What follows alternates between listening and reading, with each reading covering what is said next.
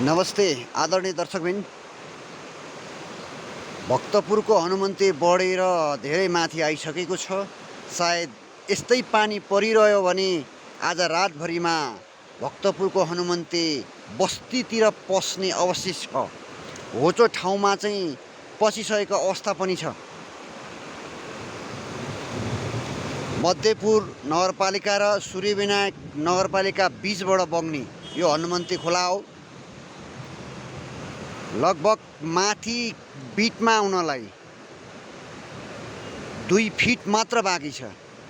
केही समय अगाडि धेरै तल थियो, अहिले बढ्दै बढ्दै बढ्दै बढ्दै धेरै माथि आइसकेको छ र यस क्षेत्रका आसपासमा बस्ने सम्पूर्ण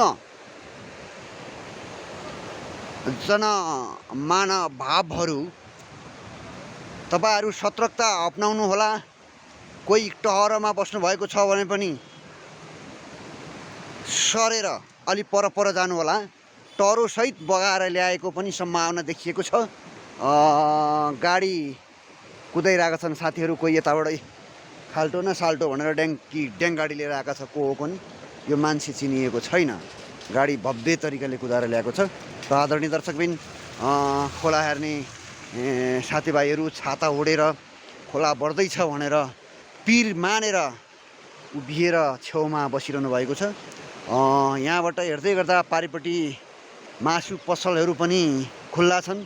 उहाँहरू पनि पिर गर्दै हुनुहुन्छ। सायद भरे यो बिटभन्दा माथि आयो भने हाम्रो सम्पूर्ण डुबान हुनेछ। हाम्रो यहाँ भइरहेको फ्रिज पनि डुब्नेछ, पानीले बिगार्नेछ भनेर उहाँहरू पनि पिर गर्दै हुनुहुन्छ भने पानी रहने सम्भावना धेरै कम देखिएको छ।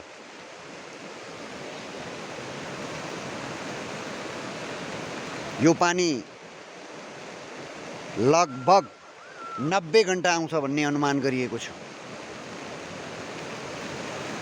पानी आउँदै गर्दा आकाशबाट पनि बिजुली चम्किरहेको छ। बास बस्नवाला चराचुरुङ्गीहरू कराउँदैछन्। यतिखेर साँझ परेको बेला छ। दिउँसो यो खोला बढेर आएको भए त केही पनि हुँदैन थियो। रातभरि यो खोला बढेर बस्ती पस्यो भने अनि मान्छेको बिजोग हुनेछन्। धेरै मान्छेहरू विजयदशमी मनाउन गाउँ गएका छन् आफ्ना कोठाहरू छोडेर। उनीहरू यहाँ नआइपुग्दै डुबेर ध्वस्त हुने सम्भावना देखिएको छ। खोला धेरै बढ्दैछ। हेर्दा हेर्दै धेरै माथि आइसक्यो खोला। पानी त्यस्तै मुसलधारे परिरहेको छ। त आदरणीय दर्शकबिन, छाताले नथेक्ने पानी परेको छ। नेपालको सम्पूर्ण क्षेत्रमा अविरल वर्षाले ठाउँ ठाउँमा पहिरो गइरहेको पनि अवस्था छ र विभिन्न सञ्चार माध्यमहरूबाट धेरै ठाउँमा पहिरो गएको पनि समाचार सुनिएको छ। पूर्वतर्फ अरनिको राजमार्ग, बिपी राजमार्ग विभिन्न ठाउँमा पहिरो गएको भनी समाचार प्राप्त भएको छ। यस्तै धादिङबाट उता जाने सडक पनि पहिरोले सबै भत्काएको छ भन्ने कुरो सञ्चार माध्यम र सामाजिक सञ्जाल मार्फत आइरहेका छन्। कतिपय मानिसहरू धेरै बिजोगमा परिरहेका छन्। त्यो बिजोग देख्दाखेरि यो अविरल वर्षाका कारणले ती मान्छेहरू दसैँ मनाउन गएका न यता न उता बाटामा आएर अलपत्र परेका छन्। यतिखेरकै समयमा छ्याङ्ग पानी रह्यो भने सायद धेरैको ज्यान जोगिने सम्भावना छ र सबै जनताहरू पनि रमाउने थिए होलान्। कोही मान्छेहरू बाटामा आइरहेका थिए होलान् र उहाँहरूलाई पिर परिसकेको छ। ठिमी एरियामा गहिरो ठाउँमा बस्ने साथीहरूलाई न त खोला पसेर मेरो रुम बिजोग बनाइसक्यो कि क्या हो भन्ने पिर पनि होला। 1 नम्बरमा 2 नम्बरमा म कसरी बाँचेर भक्तपुरसम्म काठमाडौँसम्म जाने भन्ने गुनासो पनि आफैमा आइरहेको होला। त दर्शकबिन, यो खोलाले धेरै ठुल्ठुला काठहरू पनि बगाएर ल्याइरहेको छ। छेउमा बसेर हेर्न त रमाइलो लाग्छ नै, तर के गर्नु। मान्छेको बिजोग भइसकेको छ। त्यो बिजोग देख्दाखेरि हामीलाई मात्र होइन, हेर्ने दर्शकलाई पनि पिर परेको छ। वरिपरि मान्छेहरू दर्शक भएर हेरिरहेका छन् खोलालाई। र भर्खरै खोलाले एउटा ठुलो जगल्टे रुख बगाएर ल्याइसकेको छ। यो जगल्टे रुख लगभग पुल नजिक पुगिसकेको छ। त आदरणीय दर्शकबिन, यसै गरी बगाएर ल्यायो भने बुङ्गुर फर्म पनि बगायो भन्ने सुन्नमा आएको छ। यो माथि क्षेत्रमा कटुन्जेको छेउछाउबाट अघि नै एउटा दुईटा बुङ्गुर त बगाएर लैसकेको छ। अब फेरि पनि अरू बुङ्गुर बगाएर ल्याउने सम्भावना देखिएको छ र खोला बढ्दो क्रममा छ। त आदरणीय दर्शकबिन, यसरी यो भइपरि आउने खोलाले र भइपरि आउने प्राकृतिक विपत्तिले मान्छेलाई विभिन्न समयमा आपद र विपद बनाइरहेको छ।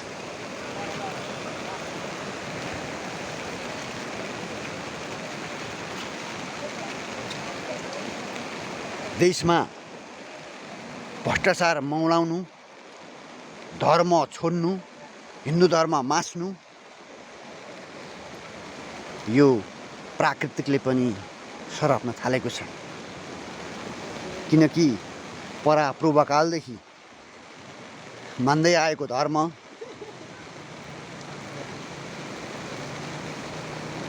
विलीन हुन पुगेको छ। धर्म निरपेक्षता बनाएको छ भ्रष्टाचारीहरूले। तपाईँहरूलाई थाहा छँदैछ, अस्ति नेताहरूका घरमा पैसा कति जले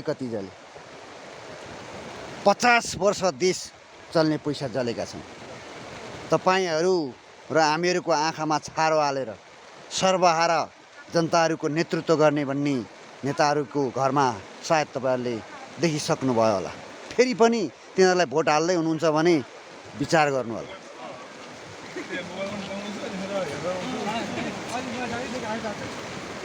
अब सबैले थाहा पाइसक्नु भएको छ। फेरि पनि यिनै भ्रष्टाचारी नेताहरूलाई तपाईँहरूले भोट दिएर जिताउनु भयो भने यो धरती माताले, प्राकृतिकले, धर्मले समेत सराप्ने छ। आदरणीय दर्शकबिन, एउटा तपाईँहरू गरिब हिँड्ने एउटा पुल बनाउन नसक्ने, देश गरिब छ भन्ने यस्ता फटा नेताहरूको हातमा शासन सत्ता भएपछि गरिब जनताहरू कसरी अगाडि बढ्न सक्छन् र कसरी प्रगति गर्न सक्छन् र कसरी बालबच्चा पाल्न सक्छन् र कसरी ती बालबच्चाको बोर्डिङमा पढाएर फी तिर्न सक्छन् र।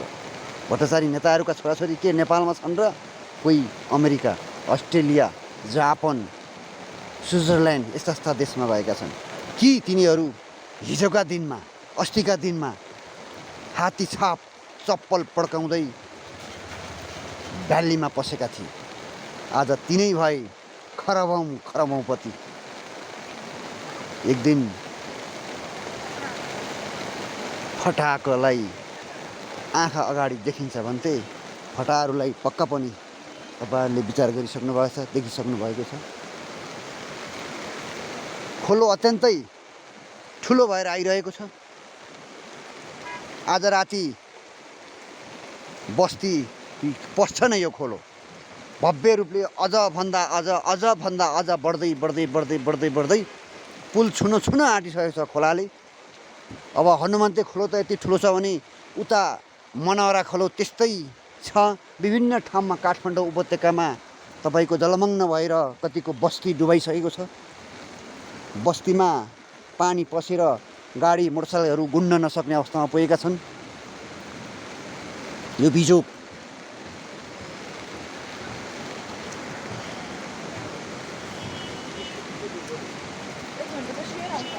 जनताहरूले खेप्दै आउँदाखेरि सबैजनालाई दुःख त लागेकै छ। बेला बेलामा प्राकृतिकले पनि यो अवस्थामा पुर्याउँछ। प्राकृतिकलाई हामीले पानी नपराई, पानी नपाराई भन्दा पनि नहुने, नछेकेर छेकिने, न छाता ओढाएर हुने न घुम ओढाएर हुने। यो बेला बेलामा भर्खर एउटा बुङ्गुर बगाएर लैसकेको छ ऊ आदरणीय दर्शकबिन। बुङ्गुर फर्म पक्कै पनि बगाएको जस्तो लागेको छ। यो माथितिर सायद गरिबले बुङ्गुर फर्म खोलेको थियो होला, उसको पनि सर्वनाश भइसकेको छ। विभिन्न बुङ्गुर वनको फर्म बनाउँदाखेरि लगाएका बाँसका बलाहरू जस्ताहरू बगाएर ल्याएको छ आदरणीय दर्शकबिन। त्यो मान्छेको पनि धेरै बिजोग भइसकेको अवस्था छ। ल बाँसका बलाहरू बुङ्गुर फर्म बनाउँदै गर्दाखेरिको खाँबा हुन्छ नि बाँसका, ती खाँबा लगायत विभिन्न माल सामानहरू बगाउँदै ल्याइसकेको छ र बुङ्गुरलाई चारो दिने भाँडाहरू पनि बगाएर ल्याएको अवस्था छ। र त्यो बुङ्गुर पाल्ने मान्छेलाई चाहिँ के कसो गर्यो यो बाढीले, सायद भागेर ज्यान जोगायो होला नै। अघिको भन्दा धेरै माथि खोलो बढिसकेको छ। अब यस्तै किसिमले खोलो बढिरह्यो भने बस्तीमा नपस्ला भन्न सकिँदैन। बस्तीमा अवश्य पस्छ। बस्तीमा पसिसकेपछि तपाईँ हामी सबैको बिजोग बनाउँछ। प्राकृतिक प्रकोप भनिन्छ यसलाई। यो प्राकृतिक प्रकोप वर्षमा 1-2 चोटि अवश्य आउँछ। सतर्कता अपनाउनु पर्छ नै। हामी आफैले सतर्कता अपनाइएन भने यसले ठुलो क्षति पुर्याउन सक्छ जन धन मानवको।